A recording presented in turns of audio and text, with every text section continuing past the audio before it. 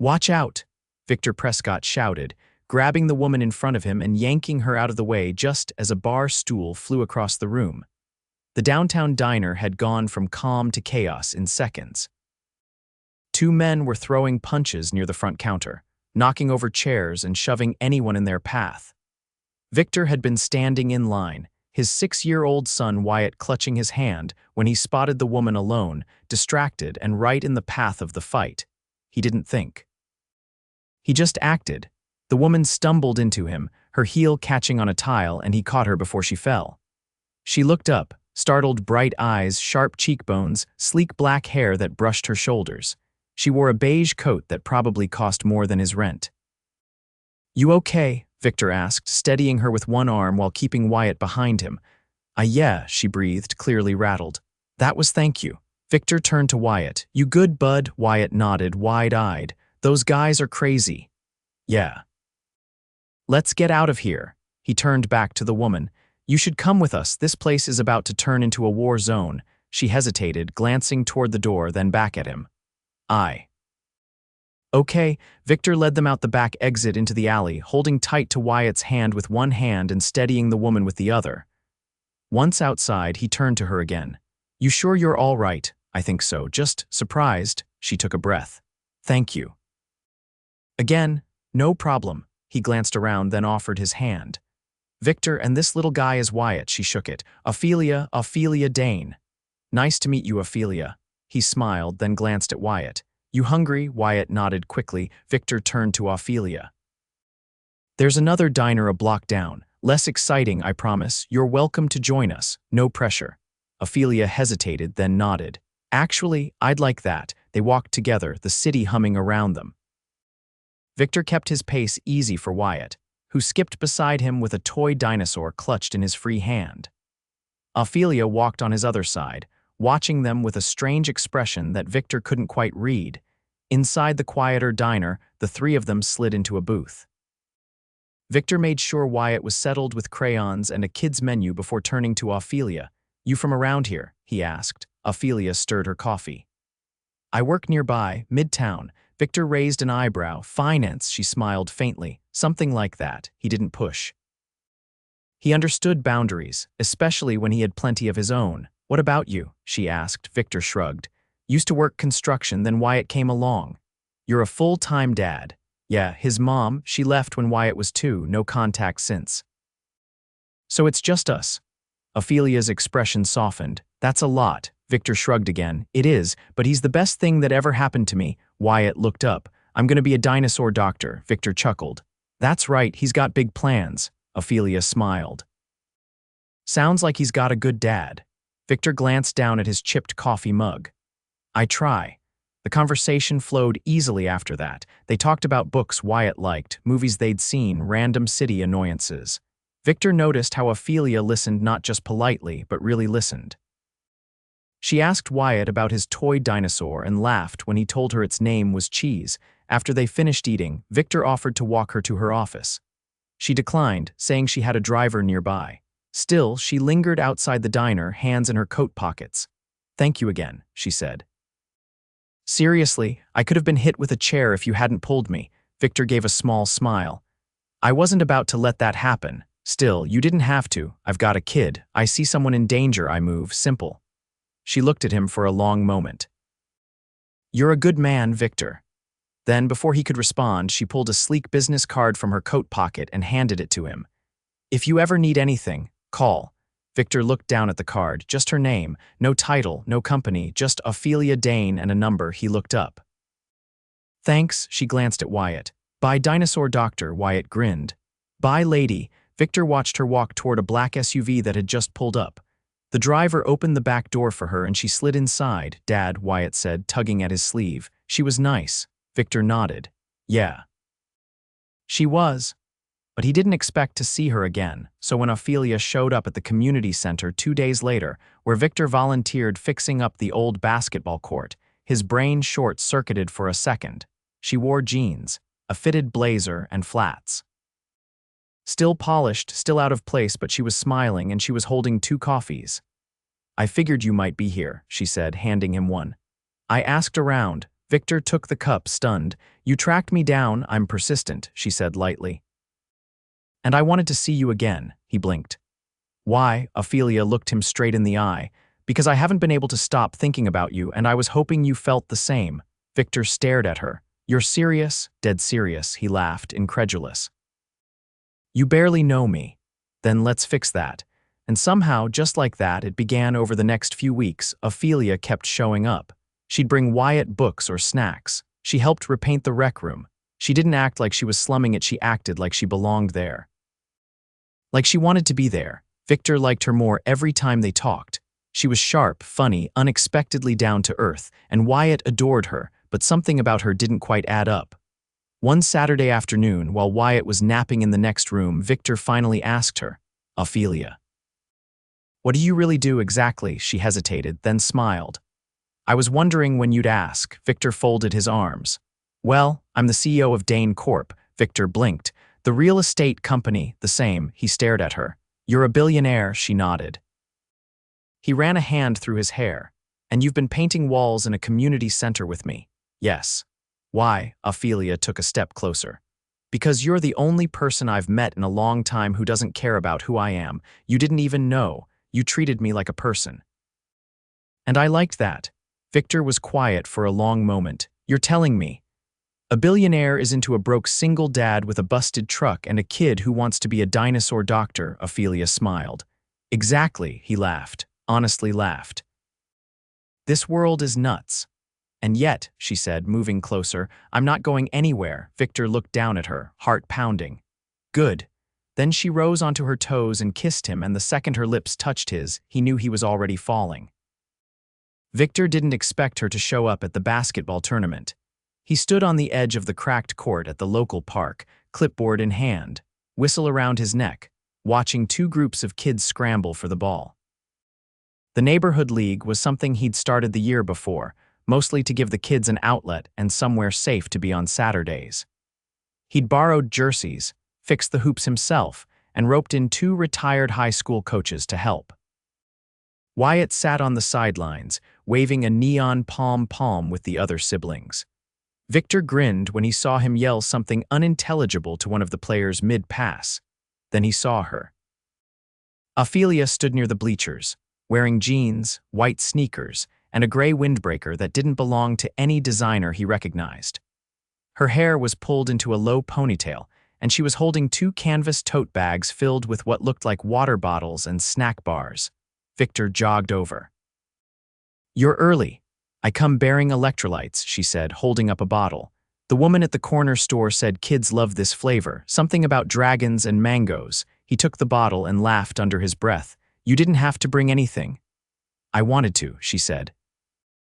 Besides, one of the dads told me last week that the vending machine here spits out warm soda and judgmental noises. Victor snorted. That's accurate. She handed him the other tote. There's sunscreen in there too. I saw two kids already turning pink. He glanced at her. You're really good at this.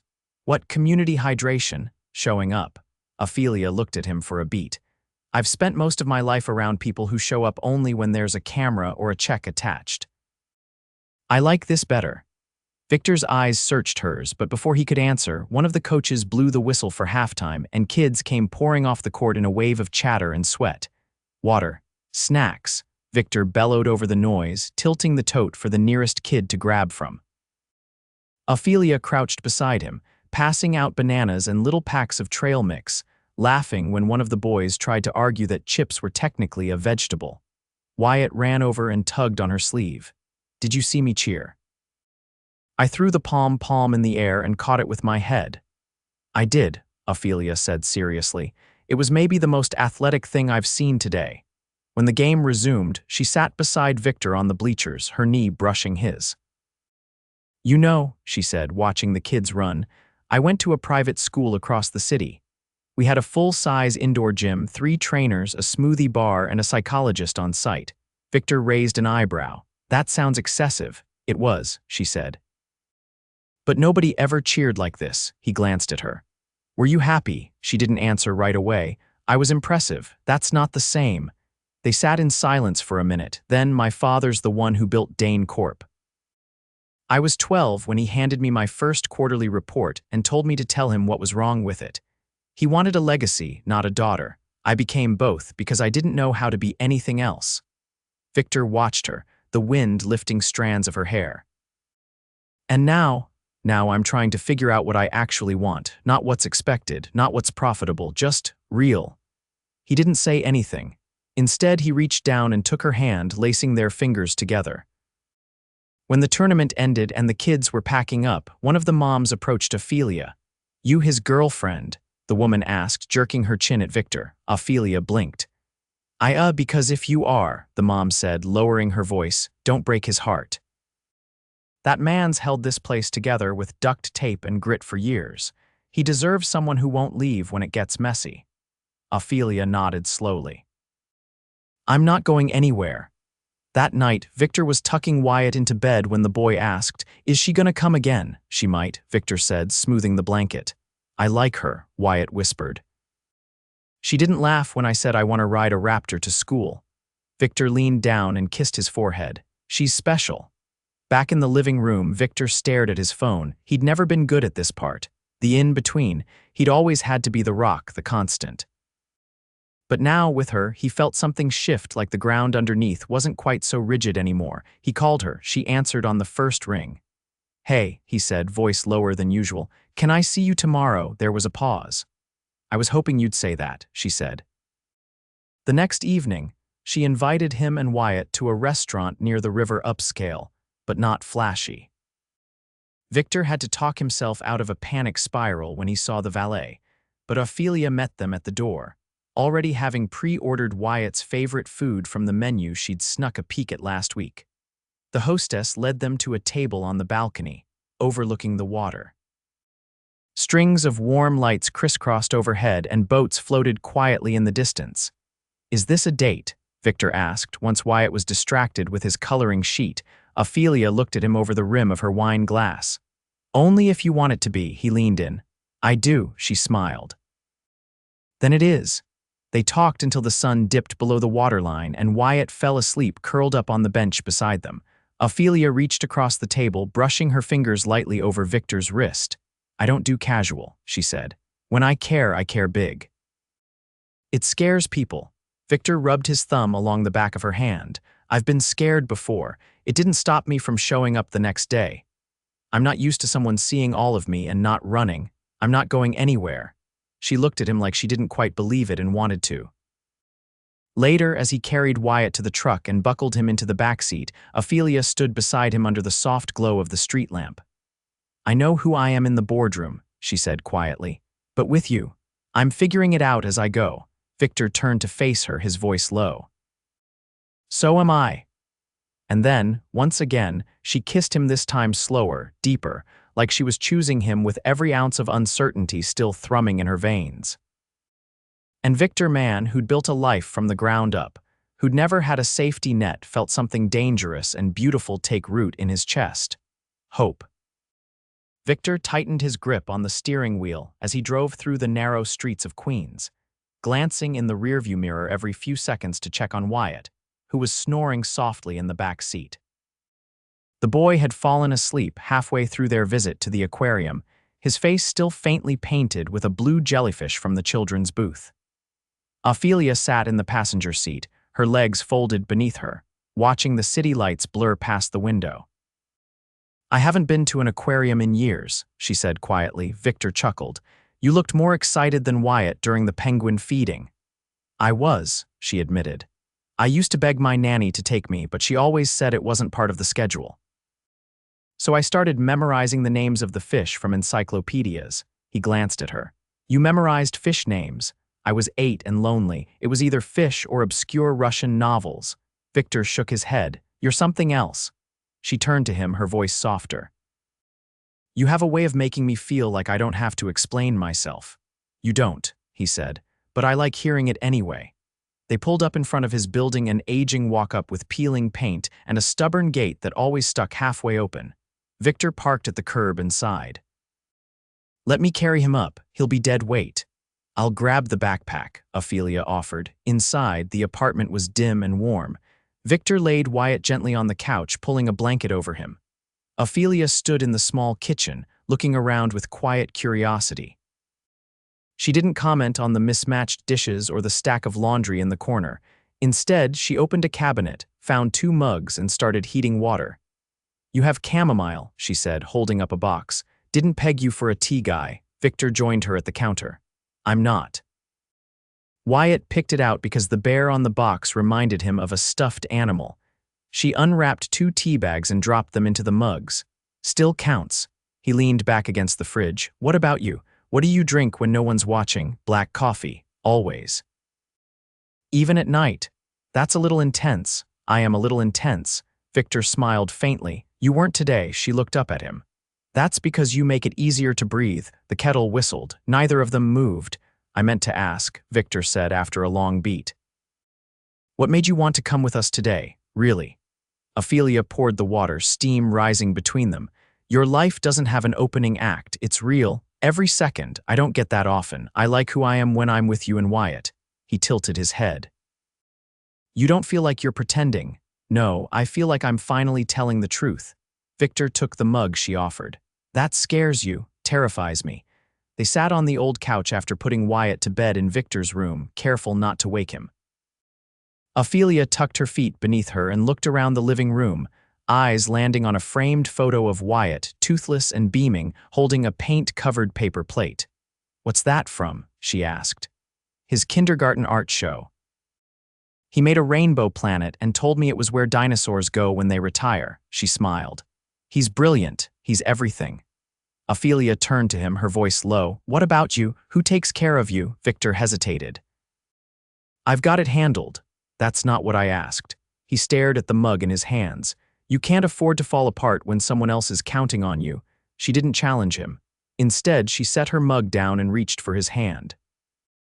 "What if you didn't have to do it alone anymore?" Victor looked at her, unsure whether to believe the question was real. "I've been alone a long time too," she said, "and I'm tired of pretending I'm fine with that." He didn't answer. He couldn't. Not when his chest felt like it was being cracked open. Ophelia moved closer, her voice softer now. "Let me in, just a little." Victor reached up and touched her jaw, his thumb brushing the edge of her cheekbone. "I'm not used to this." "Neither am I," she whispered. "But I want it anyway." The kiss that followed wasn't rushed. It was slow, deliberate, the kind that didn't ask for permission but gave it anyway. Her fingers curled into his shirt, and he let the weight of her against him be something he didn't have to carry, just hold. Later, as they sat in the quiet, his arm around her shoulders, she asked, "Do you trust me?" "I'm getting there." "Good," she said, "because I'm about to do something that might make you question that." He sat up slightly.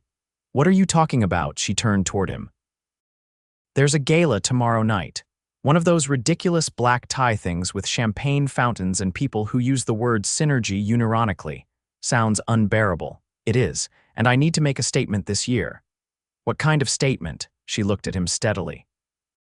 "I want you to come with me, as my date." Victor blinked. "You want me to wear a tux and schmooze with billionaires. I want you to walk in beside me so they all know I'm done pretending to be someone I'm not." He stared at her, searching for the catch. "You sure that's a good idea?" "No," she admitted. "But I've lived my life making good decisions that never made me happy. I want this one to be different." Victor exhaled, rubbing the back of his neck. "What about Wyatt?" "I already arranged for someone I trust to stay with him." "Just for a few hours. You move fast." "I know what I want." He met her gaze. "And you're sure it's me?" "I've never been more sure of anything." Victor let the silence stretch between them, then nodded. "All right, but I'm not using gel in my hair." She grinned. "Deal?" And for the first time in years, Victor felt like he was stepping into something not because he had to, but because he wanted to. Because someone had chosen him not despite his world, but because of it. Tomorrow, he'd walk into a room where he didn't belong. But for her, he'd walk in like he did. The night of the gala, Victor stepped out of the car and immediately regretted every life choice that had led him to this moment.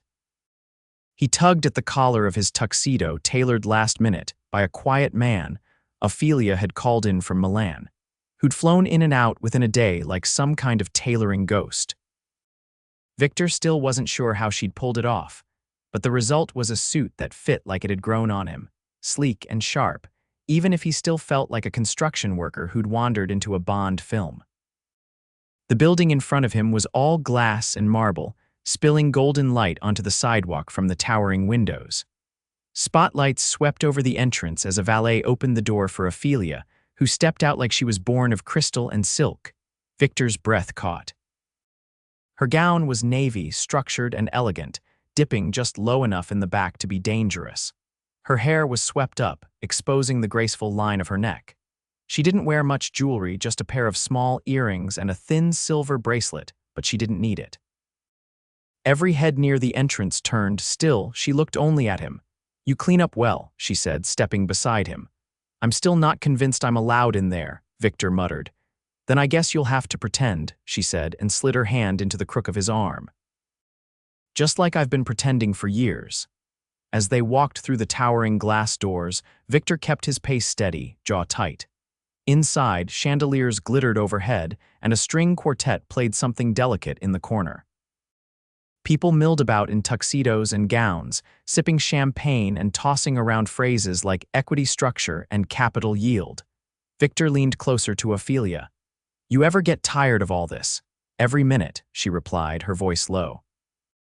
"But tonight, I'm rewriting the rules." They hadn't made it 10 steps before an older man blocked their path, his expression unreadable. "Ophelia," he said, voice clipped. "You're late." She gave a cool nod. "Hello, Charles." Victor recognized the name from a newspaper article Wyatt had used to cover a paint spill. Charles Whitman. Dane, Corp's chief financial officer. Charles's eyes flicked to Victor, then back to Ophelia. "You brought a guest." "I did." "And he is," Victor extended a hand before she could answer. "Victor Prescott." Charles's handshake was limp. "And what do you do, Mr. Prescott?" Victor returned the gaze evenly. "I raise a brilliant kid, coach a few basketball games, and occasionally fix buildings that are falling apart." Charles blinked, clearly searching for a polite response. Ophelia stepped in smoothly. "He's also the man I'm seeing. And the only reason I still believe in people." Charles's jaw twitched. "Well then, enjoy the evening." As he walked away, Victor leaned toward her. "That guy hates me." "He hates anyone who doesn't fit into the world he built," she said. "Which is exactly why I brought you." The rest of the evening passed in a blur of introductions and stares. Victor met board members, foreign investors, a woman who asked if he was an actor, and a man who offered him a cigar without asking his name. He answered every question with brutal honesty, no embellishments, no apologies. But what surprised him most was how Ophelia never flinched. She kept him close, her fingers brushing his arm whenever someone tried to corner her with corporate flattery. When the speeches began, she stood at the front of the room, poised and commanding, and introduced herself not as a CEO but as a woman who had spent too long building walls and was finally choosing who she wanted to share the view with. No one clapped until she left the stage. And when she returned to Victor, her eyes flickered with something fierce and bright. Back at her penthouse, hours later, she kicked off her shoes before the door even shut. Victor followed her into the open-plan living room, still stunned by the view of the skyline from her windows. He'd only been here once before, briefly to drop off something she'd left in his truck. But tonight, it felt different, permanent. She turned to him. "You were incredible." "I barely spoke." "You didn't have to. You were present. You were real." "That room doesn't know what to do with real." He looked at her, serious. "Are you sure this is what you want?" "I've never been more sure." She slipped out of the room and returned with something small in her hand. A photograph slightly bent at the edges of a much younger Ophelia, maybe 10 or 11, standing in front of a towering office building, her smile uncertain. "My father made me take this the day he announced I was his successor," she said. "I didn't even know what a merger was. But he told me to smile for the cameras." Victor studied the photo. "You looked scared." "I was, and I've been trying to make that girl disappear ever since." He set the photo down gently. "You don't have to anymore." She stepped closer. "Then help me." Victor met her halfway. The kiss this time wasn't cautious or exploratory. It was full of everything that had been building for weeks: trust, fire, the quiet ache of two people finally letting themselves want everything they'd been told they couldn't have. They didn't speak again until morning, when light filtered through the curtains and the city below began to stir. Victor was already pulling on his shirt when Ophelia sat up in bed, watching him. "I don't want this to be temporary," she said. "It's not," he said. "But I need to know you're ready for what that means." She stood and crossed to him, wrapping her arms around his waist. "I want to know your world. I want to build something that doesn't require me to hide who I am or who you are." He kissed her forehead. "Then let's build it." Together, they spent the next week doing just that. Ophelia started showing up at the community center with grant proposals and renovation plans. Victor walked into her office one afternoon and found her arguing with a zoning board over permits for a new after-school annex she was funding herself. Wyatt, meanwhile, started telling people that his dad's friend who looks like a superhero was helping fix the neighborhood, but the real shift came quietly. One night, Ophelia brought over a box. Inside were framed photos, books, a small potted plant, and a lemon-shaped timer. Victor raised an eyebrow. "I'm moving in," she said simply. "Your place is loud and messy, and it's the first place I've ever felt safe." Victor stared at her for a long second. Then he pulled her into his arms, kissed her like he'd never have to let go, and whispered, "Welcome home." Victor stood in the entryway of the new building, barefoot, holding a paint roller dripping soft sage green. Wyatt's laughter echoed from somewhere inside the long hallway, followed by the sound of sneakers skidding over polished wood floors. Ophelia leaned against the doorframe, wearing an oversized flannel shirt rolled up at the sleeves and holding a blueprint tube under one arm. "I thought you said we were only repainting the living room," she said. Victor grinned, brushing the back of one hand across his forehead. "I said we were starting with the living room." "You're the one who brought 6 color swatches and a vision board." She stepped inside, unfurling the blueprints onto the kitchen island. "I'm just saying, if we're going to make this place home, we might as well do it right." He set the roller down and crossed to her. "You know, most people don't personally redesign the space they live in with their own 2 hands." She glanced up at him. "Most people don't get to build a future with someone worth doing it for." Victor leaned in, brushing his thumb just beneath her jaw. "You always this good at making me forget how tired I am." She kissed him, slow and certain. "Yes." Wyatt came barreling around the corner, barefoot and holding a piece of cardboard shaped like a sword. "I found the secret room." Victor raised an eyebrow. "There's no secret room." "Not yet," Ophelia said, crouching down beside him. "But I think I saw a crawl space upstairs that we could turn into a reading fort." Wyatt's eyes widened. "With pillows and lights. And maybe a trapdoor," she added, glancing up at Victor. "If someone's feeling ambitious," he laughed, shaking his head. "You two are going to bankrupt me in fairy lights." She stood, brushing dust from her knees. "You're lucky I'm the one funding this." The house had been her idea, a brownstone on the edge of the neighborhood, close enough for Wyatt's school and the community center, but with enough space to carve out something new. She'd bought it quietly, without fanfare, and handed Victor the keys one rainy afternoon with nothing but a smile and the words, "Let's build something permanent." The renovations were a mess: plaster dust, paint fumes, and a kitchen sink that refused to behave, but every step felt like putting down roots. Every screw they drove into the wall, every board Wyatt helped carry, every late night spent arguing over tile samples, it all made the space theirs. Victor wiped his hands on his jeans and nodded toward the open French doors leading to the small backyard. "We could hang string lights out there. And maybe a swing." Ophelia tilted her head. "You thinking one of those big wooden benches?" "I'm thinking something Wyatt and I can build together." Wyatt perked up. "Can we paint it blue?" Victor nodded. "Only if we add dragons." Ophelia leaned against the counter, watching the two of them. "I've had a lot of milestones in my life. None of them felt like this." Victor crossed to her again, wrapping his arms around her waist. "Because this isn't about proving anything, it's just us." That weekend, they hosted a housewarming dinner in the half-finished backyard. The string lights flickered overhead, and folding tables were covered in mismatched plates and takeout containers. The community center crew came, along with a few kids from Wyatt's basketball team and their parents. Ophelia surprised everyone by bringing a full tray of lemon bars she'd made herself, and Victor only teased her once about nearly forgetting the sugar. As the sun dipped below the rooftops, Ophelia took Victor's hand and pulled him away from the crowd. They slipped through the kitchen and up the stairs into the nearly completed master bedroom. "I got you something," she said, opening the closet and pulling out a long, narrow box. Victor opened it slowly.